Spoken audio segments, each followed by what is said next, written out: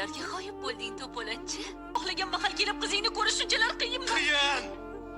Seni borligingni o'ziyoq menga qiyin. Og'ir. Juda og'ir, juda og'ir. Bunga tuzukroq muomala qil. Yo'q desam nima qilasan? Qo'limdan tortib olasanmi? Kediz, kerak emas. Oğlumga zulukdek yopishib oldingmi hali?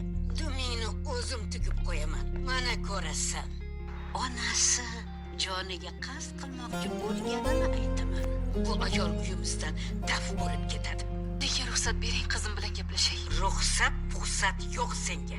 Agar Melekka tushuntirib qo'ymasam, ruxsat bermaganingni tushunib bo'ladi. Keyin yana tutqanoq tutadi. Men yana senga og'ir bo'lsa ham qarshingda paydo bo'laman. Tayyorlan, qochib ketamiz. Nima? Ozroq gaplashib olamizmi? Oyim nimangizni yaxshi ko'rgan o'zi? Men katta elchi Goven Chelebiman. Bittasi ustidan shikoyat qilmoqchiman. Kimni? Afsuski, qizimni. Melek!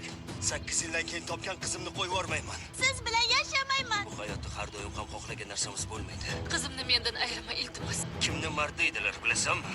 So'zida turib yori bilan o'lganni. Qo'yvar ketaylik.